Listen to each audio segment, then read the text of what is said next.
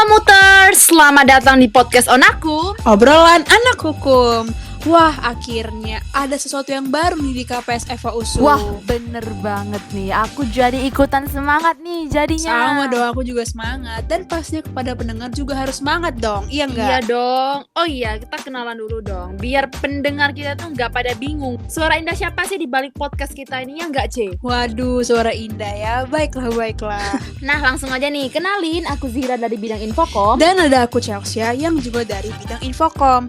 Nah, di episode pertama Onakum ini kita spesial nih mau membahas apa itu KPS, pengurus dan bidangnya, kegiatan-kegiatan tahun ini, prestasi dan pastinya juga lomba-lomba yang pernah diambil. Jadi kita mau kenalan dulu nih. Bener banget. Biar teman-teman pendengar podcast kita ini dari kutub utara sampai kutub selatan nih jadi tahu tentang KPS Eva USU. Jadi nggak pada kepo deh gitu. Dan pastinya wajib banget nih untuk stay tune terus dari awal hingga akhir di podcast ini. Bener banget. Nah, untuk podcast kali ini kita nggak berdua aja nih Zira, karena kita punya guest perdana kita yang keren lah pastinya. Kita bakal ngobrol bareng Saud. Halo semua.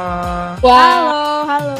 Halo Saud, apa kabarnya nih? Baik dong. Zira Ceci apa kabar nih? Baik dong, Alhamdulillah, puji sehat Tuhan. walafiat nih. Oke deh, kepada Saud boleh nih perkenalan dulu sama pendengar podcast kita. Kepada pendengar podcast, perkenalkan nih, nama aku tuh Saud Martaes Mamoras, Tambuk 2018. Sekarang nih kebetulan sedang menjabat sebagai wakil ketua KPS. Oh iya, karena ini masih dalam nuansa lebaran, aku pengen nih ucapin selamat hari raya Idul Fitri untuk teman-teman yang merayakan. Wah iya dong, minal aizin wal faizin, mohon maaf lahir dan batin nih untuk teman-teman. Terus jangan lupa nih untuk kawan-kawan, walaupun ini nuansa lebarannya kali ini sedikit beda nih karena pandemi, kita harus tetap patuhi nih peraturan PSBB yang dikeluarkan pemerintah. Jangan karena lebaran jadi pada rame-rame nih belanja ke mall. Nanti usaha kita selama ini buat mencegah penyebaran COVID-19 sia-sia dong jadinya. Iya kan, yang punya pacar jangan ketemuan dulu lah, teleponan atau video call aja ya kan. Kalau yang jomblo, mari berpelukan.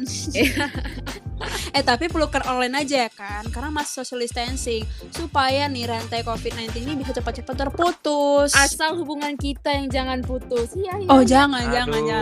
Ada-ada aja kalian ya. Oh iya. Mungkin langsung aja nih kita ceritain apa sih itu KPS. Pendengar udah pada nungguin nih. Kepada Saud, boleh nih dijelaskan ke pendengar kita.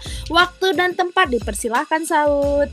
Oh iya tentu, terima kasih Zira. Nah, untuk yang penasaran nih, apa sih KPS Eva USU itu? Ku jelasin.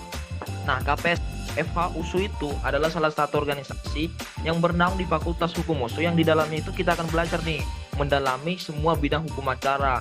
Dan KPS Eva USU itu juga udah terdaftar nih menjadi salah satu unit kegiatan mahasiswa dan telah berkoordinasi dengan pemerintahan mahasiswa Eva USU. Kalau melihat sejarahnya nih, KPS itu berdiri pada tanggal 8 Desember 2011 yang diprakarsai oleh Kak Yusti Purba dan Bang Henry Pratama.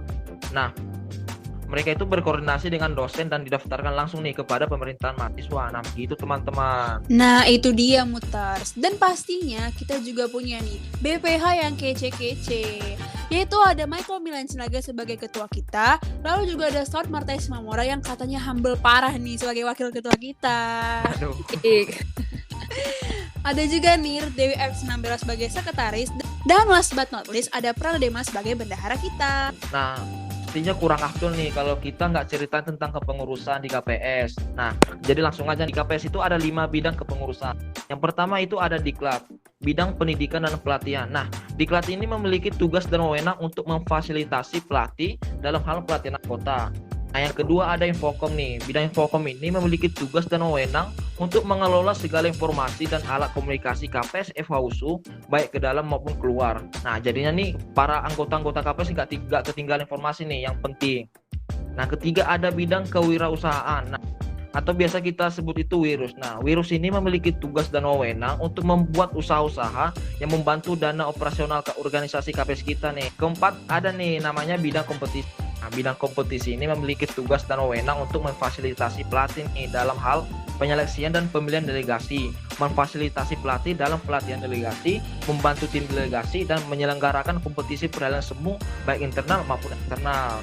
Nah, yang terakhir nih, yang kelima, bidang keanggotaan. Nah, bidang keanggotaan ini memiliki tugas dan wewenang untuk memfasilitasi regenerasi anggota yang dipilih oleh pelatih, menjaga dan membina keloyalitasan anggota, dan melakukan penyuluhan AD ART KPS Eva USU kepada semua anggota baru KPS Eva USU. Wah, keren-keren kali lah ini ya. Oh iya, BTW, dari tadi aku denger pelatih deh. Kata-kata pelatih itu maksudnya gimana sih, Ut? Nah, pelatih itu atau coach itu biasanya itu yang melatih tim gitu, tim sepak bola, bola voli, basket. Loh, gitu. Kok jadi ke situ? Oh Lari iya, ya. oh iya. Oh Beda iya, pelatih konsep, nggak dalam gitu KPS ini konsepnya. berarti ya kan? Iya, nggak Oh, gitu konsepnya. Oke, maaf ya. Nah, Ih, pelatih maaf, atau Kak. coach dalam KPS itu ialah setiap anggota atau alumni KPS FAUSU yang pernah mengikuti kompetisi perairan tingkat nasional ataupun regional dan juga telah lulus klinis hukum acara nih. Nah, pelatih-pelatih di KPS FAUSU itu punya tugas dan kewajiban loh untuk memberikan pelatihan bagi anggota KPS FAUSU dan tim delegasi KPS FAUSU. Karena itu coach punya wewenang nih. Pertama itu menyeleksi calon anggota KPS FAUSU, menyeleksi calon delegasi KPS FAUSU, dan juga menentukan dan mengganti peran setiap anggota delegasi. Nah, kira-kira gitu deh teman-teman. Apa itu coach dalam KPS? Oke, BPH, pengurus, dan coach sudah kita jelasin nih. Nah, selanjutnya nih, Zira Saud, aku juga mau ceritain dong ke pendengar kita, apa-apa aja sih kegiatan KPS? Mungkin kan ada yang ngira ya kan, kalau kita tuh cuma belajar doang. Tapi nih, selain kita belajar, kita juga bakal seru-seruan pastinya, karena kita punya Fun Mothers Day atau FMD. Nah, di sini kita akan menyediakan hiburan seperti game, senam, dan lainnya. Karena kita tahu kan, kalau kuliah tuh kita bakal jenuh, bakal capek. Jadi bakal seru kali lah dengan adanya FMD ini. Terus nih kita juga punya yang namanya malam keakraban ataupun makrab.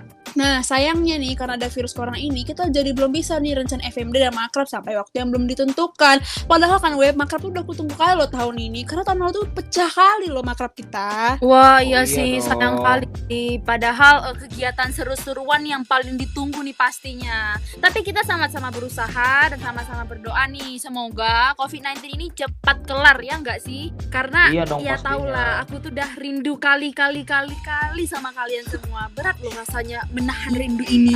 Banyak cakap. Cakap ya. Jadi ini kayak mana nih, C? Si Jira banyak cakap ini. Entah ya kan? Banyak kan Oh, cakap. ini kan podcast, kita harus banyak cakap loh ya. Oh, iya, kita juga, lanjut ya lagi juga. nih ya. Kita lanjut ya. Nah, balik lagi nih. Selain di KPS itu kita seru-seruan juga, kita juga belajar nih. Nah, kita ada tuh yang namanya itu muting kelas. Nah, muting kelas ini, Jir, C, adalah wujud bukti dari fungsi KPS itu berdiri, yaitu memberikan pelatihan di bidang upacara kepada setiap anggota. Nah, dan juga di sini juga dijelasin gimana caranya ikut lomba-lomba nasional perairan semu dan bagaimana kehidupan delegasi itu. Ini biasanya yang ngadain ini adalah bidang dari Diklat nih, dari Diklat dan kerjasama juga dengan kos-kos lo. Iya dong, aku nih salah satu yang nggak pernah bolos muting kelas. Masa? Serius. Serius. Dan ini nih, yang gak kalah serunya lagi nih, tiap tahun dari bidang kompetisi nih bakal nyelenggarain IMCC atau Internal Moot Court Competition.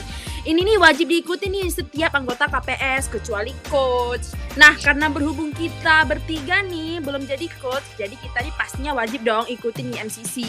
Karena IMCC ini sifatnya sebagai latihan juga buat kawan-kawan yang mau delegasi. Jadi tiap tahunnya bakal bervariasi nih tema hukum acara IMCC-nya. Bisa hukum pidana, perdata, dan juga petun gitu. Wah, iya dong. IMCC nih wajib kali lah karena benefitnya bakal kerasa deh kalau kita ikutin, terutama untuk kita sebagai mahasiswa Fakultas Hukum. Nah, mungkin gitu sih setelah soal apa yang bisa kita lakuin di KPS. Buat adik-adik yang belum gabung di KPS, pasti udah mulai tertarik nih. For your information adik-adik, hukum acara dan praktiknya itu pasti kalian pelajari nanti di semester 5 dan semester 6. Artinya nih, kalau kalian ikut KPS, kalian udah bisa menguasai duluan loh daripada teman-teman kalian. Dan juga kalian bisa ikut lomba tingkat nasional ngelawan universitas-universitas lain. Gak cuma Sumatera, apalagi gak cuma Jawa, tapi seluruh Indonesia loh. Gimana? Keren kan? Wah, parah kali sih. Pengen daftar KPS, Kak. Oh iya, boleh. Nanti kita buka kok opreknya. Oke, ditunggu ya Tes Kak. tadi. Nanti ketemu Saud ya kan kalau kita masuk KPS. Oh iya, kalau ngomong-ngomong soal lomba nih, KPS kita juga cukup rutin nih ngirim delegasi NMCC dan CMCC. Nah, mungkin pertanyaan-tanya nih, apa sih NMCC itu? Apa sih CMCC itu? Nah, gue jelasin nih kepada teman-teman sekalian. Nah, NMCC itu adalah National Mutual Competition, yaitu lomba perairan nasional yang biasanya itu diselenggarakan oleh instansi pemerintah, hukum ataupun perguruan tinggi nih. Bisa bertemakan pidana, perdata atau tuntun. Nah, kemudian untuk CMCC nih, CMCC itu adalah Constitutional Constitutional Mutual Competition, yakni lomba peralihan semut di bidang konstitusi yang tiap tahun diselenggarakan instansi negara, yakni MK. Jadi baik itu MCC ataupun CMCC, kita cukup rutin nih game delegasi. Tapi jangan lupa Cek Jir, di KPS FH USU itu kita ada IMCC tadi yang euforianya itu nggak kalah juga nih sama lomba peralihan semut tingkat nasional. Wah, ya dong. Tapi kita belum ceritain nih lomba apa-apa aja nih yang pernah KPS FH USU ngikuti. Oh iya ya, gas Jir. Gas Nah, Jir. Jadi yang pertama itu ada 4 CMCC. Salah satunya yang terakhir CMCC di Universitas Lampung tahun 2019. Terus kita juga sudah mengikuti 10 NMCC. Yang terakhir itu ada delegasi Pradi 2020. Dan saat ini pastinya dong sedang berjalan delegasi anti money laundering ke-6 dan IMCC yang akan kita adakan. Jangan lupa juga kita juga udah pernah nih ngeraih prestasi. Oh iya juga ya. Apa itu, Ut? Lepaskan. Oh, slow, ku jelasin ya. Nah, untuk kategori CMCC kita udah pernah nih juara kedua CMCC Mahkamah Konstitusi yang kelima tahun 2018 yang diselenggarakan oleh Universitas Tarumanegara. Nah, untuk kategori NMCC kita juga udah pernah juga nih juara 1 sekaligus juara umum Piala Bergilir NMCC Anti Human Trafficking pertama yang diselenggarakan oleh Universitas Negeri Lampung nih tahun 2019. Dan masih beberapa ada lagi deh prestasi lainnya yang belum disebutin nih. Wah, di usianya yang masih belia, ternyata KPS kita udah banyak yang mengikuti lomba-lomba dan berprestasi tentunya. Pastinya kita berharap kedepannya bakal lebih banyak lagi deh prestasi yang bisa diraih oleh KPS FH USU dan membawa bangga nama Fakultas Hukum Universitas Sumatera Utara. Oke deh buat teman-teman, kalau kalian pengen tanya-tanya atau request mau bahas apa nih di podcast Onakum episode selanjutnya, boleh banget nih langsung DM kita di @kpsfhusu. Nah, info tadi tuh menjadi penutup dari podcast Onakum episode pertama ini nih. Dan pastinya jangan lupa ya untuk teman-teman untuk tetap pantengin terus nih podcast KPS karena bakal banyak kali lah yang bakal kita ngobrolin di episode-episode selanjutnya yang gak kalah seru dengan tamu-tamu yang berbeda-beda nih di podcast kita. Oke deh, terakhir nih Ut, aku mau ngajakin nih Saud untuk ngelakuin penutupnya Onakum. Oh, ada penutupnya ya? Ada dong. Aduh. Ayo kemana Jir? Oke, ikutin aku ya. Jadi tagline-nya Onakum tuh kayak gini. Kalau aku bilang Onakum, obrolan anak hukum, terus nanti kau bilang ngobrolin hukum sambil nyantuy. Tapi dengan semangat gitu loh bilangnya, oke? Oke. Siap. Nih ya, mulai ya. Onakum, Obrolan anak hukum. Ngobrolin hukum sambil nyantuy. Wih, gila. wah nggak terasa nih waktu kita ya Kak. Kalau begitu kita karena sudah di penghujung podcast nih, terima kasih kali lah buat teman-teman semua yang udah dengerin kita. Untuk Saud juga terima kasih nih yang udah mau ngobrol nemenin kita di sini. Oke, langsung aja. Aku Zira. Aku Chelsea. Aku Saud. Pamit undur diri. Dadah. Dadah. Sampai Bye. jumpa di episode kedua teman-teman.